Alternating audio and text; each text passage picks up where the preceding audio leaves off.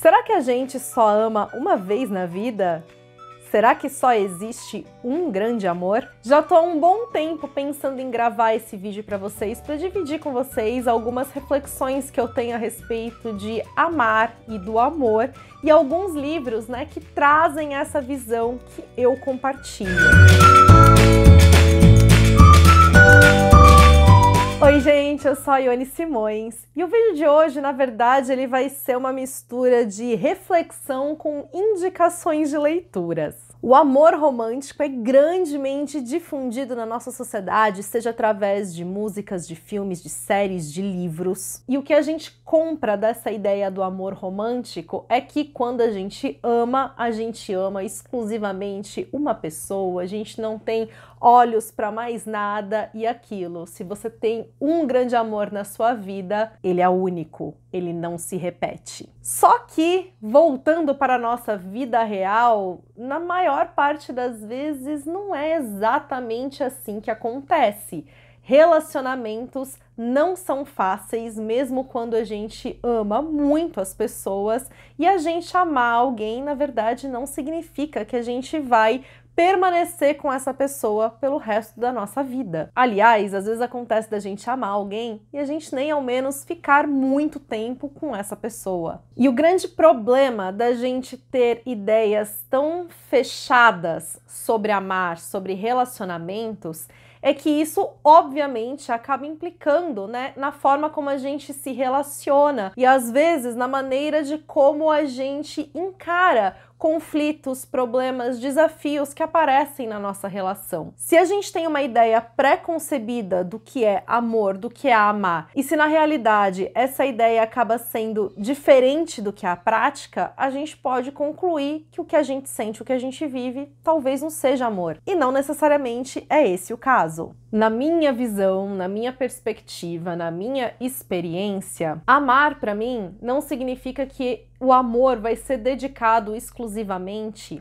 a uma pessoa ou que sentimentos não possam coexistir. Tentando sair um pouco da ideia do amor conjugal, do amor romântico. Se nós temos diversos amigos na nossa vida que a gente consegue amar pessoas diferentes, de formas diferentes, por que isso também não pode acontecer quando a gente fala de amor romântico? Quando a gente fala do amor como um sentimento, do sentimento que a gente dedica a alguém, em grande parte esse sentimento diz respeito a nós, a quem sente, a nossa forma, a nossa capacidade de sentir e aquilo que a gente dedica a outra pessoa. Portanto, se eu sinto algo por A e eu sinto algo por B, essas são caixinhas separadas. Uma coisa não tem nada a ver com a outra. Significa da forma como eu me relaciono com alguém aqui e a forma como eu me relaciono com alguém aqui. Quando a gente fala de relações monogâmicas, por exemplo, porque lembrando, a monogamia não é a única forma que a gente tem de se relacionar. A questão da monogamia tem a ver com um compromisso assumido entre essas duas pessoas, há um acordo que elas fazem de se relacionarem apenas uma com a outra.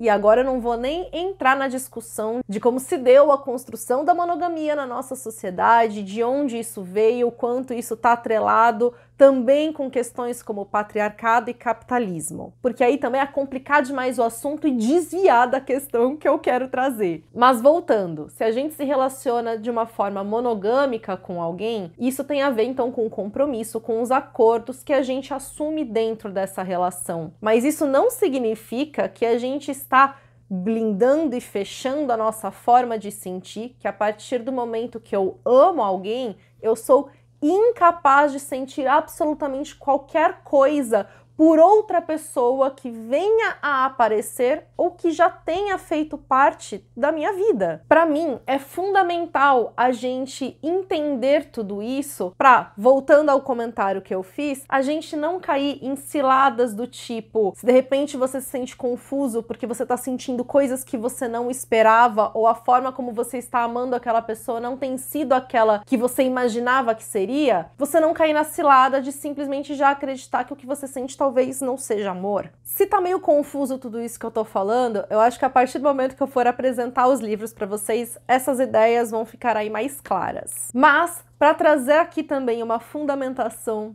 teórica e trazer então pensamentos muito pertinentes sobre o amor, eu já vou fazer uma recomendação aqui para vocês de um livro de não ficção que eu li para me ajudar também a gravar esse vídeo, porque eu já imaginava então que ele teria contribuições muito relevantes, e estou falando de Tudo sobre o Amor, da Bell Hooks. Ele tem tradução da Stephanie Borges, foi publicado pela editora Elefante aqui no Brasil em 2021, e ele é um livro originalmente publicado em 2000. A Bell Hooks é uma grande pensadora estadunidense, ativista do movimento antirracista, com mais de 30 livros teóricos publicados, vários artigos acadêmicos. Ela faleceu em 2021, mas toda a sua produção, muito relevante, felizmente ficou aí disponível pra gente poder continuar lendo, aproveitando, se aprofundando. E aqui em Tudo sobre o Amor, que é o primeiro livro da trilogia dela dos amores, ela vai trazer um pensamento então sobre o que seria o amor, para tentar entender o amor e a forma de como a gente vai então se relacionar. Ela expande esse amor tanto para o amor romântico quanto amor familiar, amor de amizade, e ela traz muitos pensamentos relevantes. Ela já começa primeiro defendendo a importância da gente definir o amor, porque quando a gente tem essa ideia, né, do amor ser algo aí tão difícil de se definir, que cada um sente de uma maneira, isso significa que o amor pode ser tudo, pode ser nada, e significa também que a gente vai ter uma grande confusão a respeito de amar, porque a gente não sabe exatamente o que é. Então ela já começa definindo que o amor não é um sentimento, mas é uma atitude, é a forma de como a gente age perante o amor que define se isso é ou não amor. E aí ela expande então toda a teoria dela sobre o amor para diversas áreas, não apenas, né? E ela não fica aqui apenas numa esfera individual, mas ela leva isso para o coletivo, para a maneira de como a nossa sociedade está estruturada, né? E como ela seria se ela fosse uma sociedade que se dedica à prática amorosa. O olhar que a gente tem sobre o outro mudaria. E muitas coisas que são toleradas na nossa sociedade, dentro de uma prática amorosa, isso não aconteceria. Ela fala, né, inclusive para a gente rever a maneira de como nós tratamos as crianças na infância, como se dão as relações dentro das famílias, muitas vezes famílias disfuncionais, e o quanto isso tudo, né, vai gerando aí cada vez mais relações no qual o amor fica ausente, porque a gente tem ideias erradas sobre o amor e daquilo que é aceitável durante o amor, o que, por exemplo, permitem relações que são permeadas por abusos e tudo mais. Ou seja, é uma leitura que vale muito a pena. A Bell Hooks é extremamente didática, então é um livro muito gostoso de você ler. E como eu falei, traz pensamentos aqui extremamente relevantes. Entrou naquela minha listinha de livros que eu acho que todo mundo deveria ler. Passando agora, então, para 3 livros de ficção, 3 romances que eu amo e que eu acho que trazem ideias bem interessantes sobre o amor e sobre amar. O primeiro deles, que eu acredito que é um dos grandes exemplos e que não poderia ficar de fora de forma alguma dessa lista, Amores Verdadeiros, da Taylor Jenkins Reid, publicado pela editora Paralela no Brasil em 2020, com tradução do Alexandre Boyd. Aqui em Amores Verdadeiros a gente tem a história da Emma, que ela se casou com o amor dela da adolescência, aquele casal que ninguém via separado. Eles já estão há alguns anos juntos, alguns anos casados, quando ele sofre um acidente e ela recebe então a ligação dizendo que ele morreu. Um acidente que aconteceu ali em alto mar e que o corpo dele não foi encontrado, mas ele foi dado como morto. Passados alguns anos depois de ela viver toda a questão do luto, ela, enfim, começa a conseguir a se abrir de novo para a vida e ela vai se apaixonar de novo. E aí, quando ela está prestes a se casar mais uma vez, ela recebe uma outra ligação do marido dela, que ela acreditou que tivesse morrido, mas que na verdade sobreviveu e só agora conseguiu retornar. E aí a gente tem, obviamente, um grande conflito numa questão prática, que é o fato de que ela, que estava prestes a se casar de novo, achando que era viúva, de repente descobre que não é mais viúva, que portanto ela continua casada, e aí o que ela vai fazer? E o outro conflito, obviamente, que é o conflito emocional, porque ela avançou na vida dela por conta da morte do marido, mas não significa que ela deixou de amar a pessoa que morreu. Porém, ela se apaixonou novamente. Então, agora, né, quando ela estava prestes a se casar, ela ama o noivo dela, mas ela também ama a pessoa que ela achou que tinha morrido e agora tá viva. Então, como ela faz para esses amores coexistirem? E eu acho que essa é uma das grandes sacadas do livro, mostrar então a coexistência desse sentimento. Se a gente aceita a ideia em primeiro lugar que quando você ama só uma vez, então significa que ela tá amando duas pessoas ao mesmo tempo, então ela não ama ninguém? O fato dela ter acreditado ser viúva permitiu que ela tivesse essa abertura novamente ao amor, permitiu que ela se apaixonasse mais uma vez. Então a maneira de como a Taylor Jenkins Reid construiu aqui a história foi muito inteligente para mostrar que a gente tem essa capacidade de sentimentos que coexistem. Simplesmente porque se ela tivesse achado que o marido dela ainda estava vivo, ela talvez não tivesse se permitido essa nova abertura ao sentimento. E aí, então, a grande questão não é que o relacionamento vai ter, de fato, a ver com o quanto a gente sente, mas com outras escolhas que não necessariamente estão ligadas ao sentimento. É óbvio que é importante, quando a gente vai entrar em qualquer relação, a gente ter o sentimento presente, a gente amar alguém, mas somente amar alguém não sustenta nenhuma relação. Amor apenas não é suficiente para fazer a relação acontecer, a relação dar certo. E isso também vai muito aí do que a Bell Hooks explora em Tudo sobre o Amor, porque o amor tem a ver com comprometimento, tem a ver com responsabilidade, tem a ver com dedicação, tem a ver com as escolhas que a gente faz na nossa vida e o quanto elas estão alinhadas com as escolhas do nosso parceiro. No fim das contas, as escolhas que a gente vai fazer de com quem a gente vai se relacionar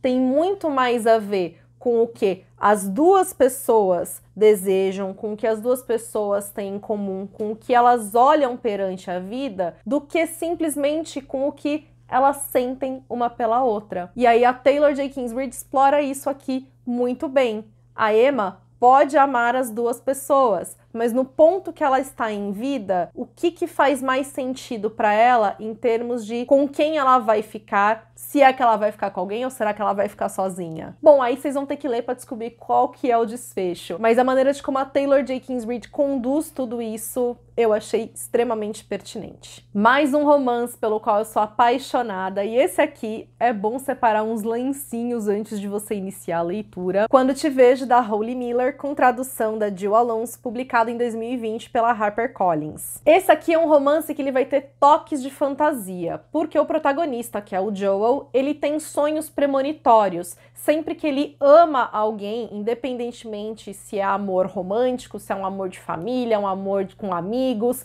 ele consegue prever o que vai acontecer com as pessoas que ele ama. Justamente por isso ele escolheu, então, que ele não quer mais se relacionar romanticamente com ninguém, porque para ele é muito sofrido saber, às vezes, que aquela relação tá fadada ao fim enquanto ela ainda tá acontecendo. E, obviamente, ele vai conhecer alguém aqui por quem ele vai se apaixonar, mesmo que ele não queira que isso aconteça, e aí a gente tem aqui todo o dilema da história. E as grandes reflexões que esse livro levantou para mim, né, e que também contribuiu para coisas que eu já acreditava, são, por exemplo, você saber, então, que uma relação está fadada ao fim. Isso anula o amor que você sente? Isso invalida o amor só porque você sabe que você não vai continuar com a pessoa? Também traz a ideia, se você teve um grande amor, significa que você não pode mais amar outra pessoa? Que você pode ser feliz com outra pessoa? Tem momentos da nossa vida, né, que acontece a grande sacanagem, né, da gente amar muito alguém, da gente se apaixonar completamente, da gente acreditar, né, que teria tudo para dar certo para ficar com aquela pessoa, mas isso necessariamente não acontece. Às vezes as pessoas estão em momentos diferentes, elas têm propósitos diferentes e, portanto, por causa disso, elas não ficam juntas. Só que não ficar com essa pessoa não significa que você não tem amor por ela, não significa que esse sentimento não vai permanecer com você de alguma forma. A experiência de sentir ou de criar uma conexão ou de compartilhar algo com alguém, mesmo que seja por um tempo mínimo, é o que de fato vale. Não anula o que você viveu, não anula o que você sentiu e nem muito menos significa que você não vai poder sentir outra coisa igualmente tão boa com outra pessoa e construir outra relação, outros momentos igualmente válidos. E eu acho que tudo isso também aparece de uma forma muito bem construída nesse livro, com um olhar muito sensível e com uma leitura que é apaixonante e que também mexe, bastante lá com o coração, com as nossas emoções. E aí, por fim, para finalizar esse vídeo, um dos meus queridinhos desse ano, que eu já panfletei bastante para vocês, Mesa para Um, da Beth O'Leary, lançamento da Intrínseca desse ano, com tradução da Paula de Carvalho. Mesa para Um começa com a gente sabendo que existem 3 mulheres que estão se relacionando com um mesmo homem. Todas elas vão ter encontros com eles no Dia dos Namorados. Um encontro vai ser na parte da manhã, almoço, outro encontro na parte da tarde, outro encontro na parte da noite, e ele não aparece em nenhum dos encontros.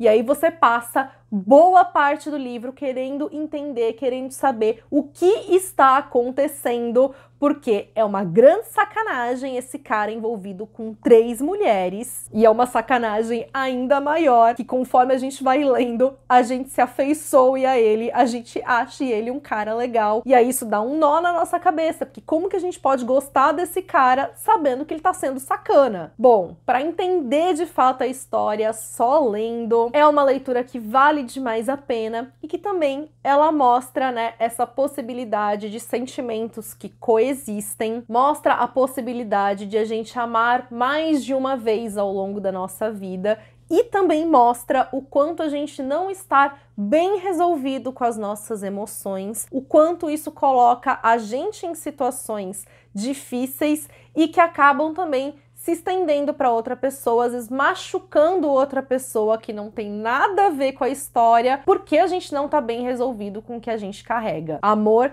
tem a ver também com responsabilidade. Entra aí a questão da responsabilidade afetiva. Então, de você ter noção sobre o que você procura, o que você sente, o que você tem a oferecer, para poder deixar isso também claro para a pessoa com quem você vai se relacionar. Isso é ser responsável, é ter consideração pelo outro, para que a outra pessoa também possa fazer uma avaliação do tipo: tá, você quer me oferecer isso? Eu tava buscando outra coisa. Será que eu tô disposta a encarar ainda assim o que você tem a oferecer? Ou será que é melhor pra mim sair daqui e procurar o que eu quero? Portanto, o livro valeu demais pra mim, porque ele proporciona uma leitura que é gostosa, que é frenética, que envolve a gente, mas principalmente por todos os temas que são trabalhados, por como ela desenvolve as personagens, por como ela desenvolve os sentimentos, as complexidades das relações e os desdobramentos que tudo isso tem. E você? O que pensa sobre o amor, sobre as formas de se relacionar? E sobre os livros que eu indiquei? Já leu? Tem vontade de ler algum deles? Conta pra mim aqui nos comentários. Muito obrigada por ter assistido o vídeo até aqui. Deixa sua curtida porque isso ajuda demais na divulgação do meu trabalho, então muito obrigada por isso também. Se você tá chegando aqui agora, seja muito bem-vindo, seja muito bem-vinda. Já aproveita, se inscreve e ativa o sininho para não perder as notificações dos próximos vídeos e me acompanha nas demais redes sociais que por lá a gente tem um contato ainda mais próximo.